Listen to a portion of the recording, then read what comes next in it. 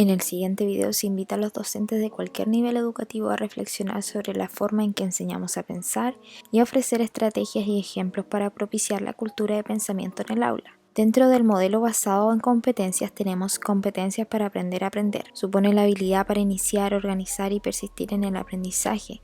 Implica la reflexión y la toma de conciencia del propio proceso de aprendizaje para controlarlo adecuadamente y ser cada vez más eficaces y autónomos. Es fundamental entrenar esta competencia para optimizar el aprendizaje a lo largo de toda la vida y debe desarrollarse en 3 dimensiones. 1. Conocimiento de lo que se sabe, de lo que no se sabe y sobre lo que podemos llegar a saber. 2. Conocimiento sobre la tarea de aprendizaje y demandas que requiere. Y 3. Conocimiento sobre estrategias posibles para afrontar dicha tarea. Aquí el rol del docente es arbitrar momentos y situaciones escolares que inviten a la reflexión, tanto de forma individual como colectiva. Tenemos que generar oportunidades para pensar, deliberar, entender, razonar, imaginar, etc. También proponer estrategias y recursos específicos para aprender a pensar, sea cual sea nuestra disciplina y o materia. Estrategias y recursos que ayuden a visibilizar un proceso tan abstracto como es el pensamiento, promoviendo la capacidad metacognitiva, aquella que nos permite comprender que somos seres pensantes y que también otros lo son. Aquí entra la teoría de la mente, es la capacidad de tener conciencia de las diferencias que existen entre el punto de vista de uno mismo y el de los demás. Dicho de otra forma, esta facultad hace posible que tengamos en cuenta los estados mentales de otros sujetos sin suponer que estas ideas o pensamientos son como los de uno mismo. También sirviendo como modelos de pensadores eficaces, una de las tareas más difíciles de desempeñar sin duda, y ante todo dejando que los estudiantes transformen lo que aprenden. Entrenar el pensamiento facilita que los estudiantes lleguen por sí mismos donde el docente ya ha llegado por su madurez y experiencia, dándoles el tiempo y las herramientas necesarias. Y claro, esto implica no dar por entendido lo que yo entiendo, no presuponer que algo debe saberse porque ya está explicado, no imponer mi forma de pensar como única forma posible, no considerar obvio lo que para mí se muestra como cotidiano. Paulo Freire dijo: enseñar no es transferir conocimiento, sino crear posibilidades para su propia producción y construcción.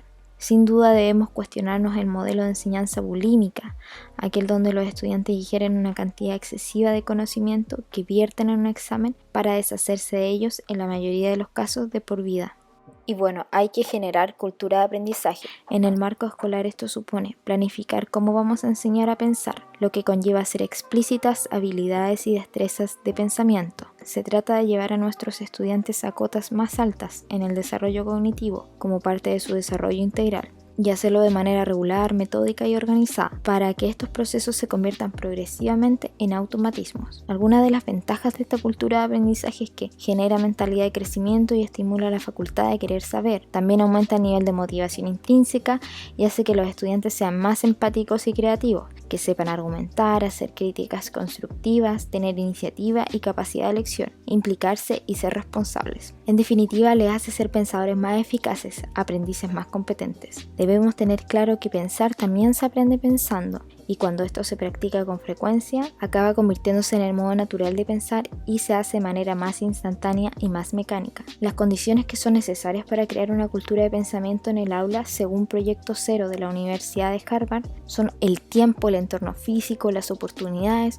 rutinas y destrezas, lenguaje para describir el pensamiento, interrelaciones, creación de modelos y muy importante las expectativas que tiene el docente respecto a que todos los alumnos pueden aprender a pensar eficazmente. Requiere una enseñanza de procedimientos para realizar hábilmente diferentes tipos de razonamiento de orden superior, como es la toma de decisiones, comparar y contrastar y predecir, además de importantes rutinas de pensamiento, como escuchar con atención a los demás e indicar los motivos para aceptar o descartar ideas. Respecto al pensamiento, podemos ubicar la capacidad de pensar en el neocórtex, la parte más racional de nuestro cerebro, la que nos identifica como seres humanos. No obstante, un proceso reflexivo activa también otras áreas, como el sistema límbico, encargado de regular nuestras emociones. Así, el pensamiento es un proceso mental complejo que aúna la razón y la emoción. Algunos modelos de pensamiento son el pensamiento reflexivo, aquel que nos permite ordenar nuestras ideas y tomar conciencia de ellas, reconocer y valorar nuestra forma de pensar,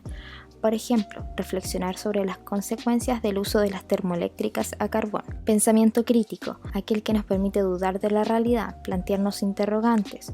Opera con condicionantes, preguntas, supuestos y dudas. Un ejemplo de esto sería opinar sobre algún acontecimiento actual y relevante. También tenemos el pensamiento creativo lateral, aquel que nos permite dar diferentes alternativas para resolver un problema. O sea, mira las cosas desde una perspectiva distinta para encontrar respuestas que no son evidentes de inmediato, incluso saltándonos los patrones establecidos. Un ejemplo es idear un eslogan para una campaña contra el acoso escolar o cómo medir el ancho de una hoja de un libro. Por último, el pensamiento sistémico, aquel que nos permite entender la realidad interrelacionando elementos, teniendo una visión integral. Un ejemplo de esto sería predecir las consecuencias de una dieta poco saludable. Cuando el objeto de aprendizaje es el pensamiento, algo tan intangible, abstracto e incorpóreo, se hace más difícil aprenderlo y enseñarlo. ¿Cómo hacerlo posible? Robert Swart, filósofo, profesor e investigador, responsable de la organización Center for Teaching Thinking, introduce el término infusión para referirse a la enseñanza de los pensamientos de nuestra vida diaria a través del currículum escolar, y propone la corriente de aprendizaje basado en el pensamiento. Aquí no se trata de trabajar el pensamiento al margen del currículum, sino integrarlo en el mismo. El foco está en que los estudiantes desarrollen habilidades de pensamiento crítico y creativo, que serán importantes para su vida. No se trata de memorizar cosas, sino que razonen lo que aprenden. Así lo entienden y asimilan mejor. Los estudiantes aprenden de una manera más motivadora y activa a través del pensamiento, y no solo para pasar exámenes de una manera pasiva y memorística.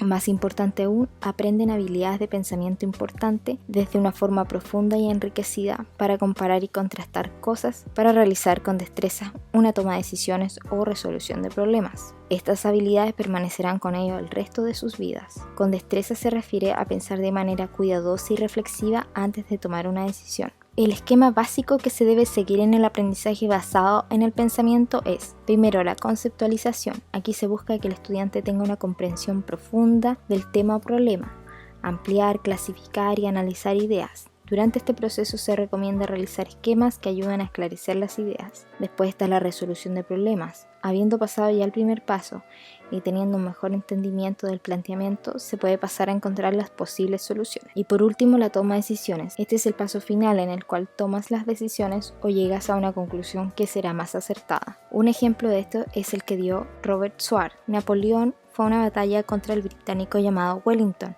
y perdió. Imagínate que eres Napoleón y Wellington te reta a una batalla en los campos de Waterloo.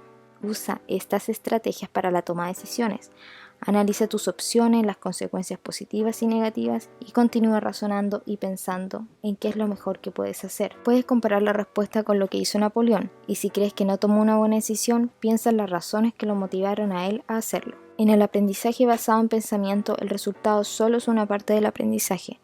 Lo esencial es el procedimiento realizado para alcanzar el conocimiento. Este método promueve que utilices diversos instrumentos de evaluación como presentación, folleto diario escolar, ensayo, discurso, debate, ilustración, cómic, infografía, obras de teatro, videos, entre otros. Espero que les haya gustado. Muchas gracias.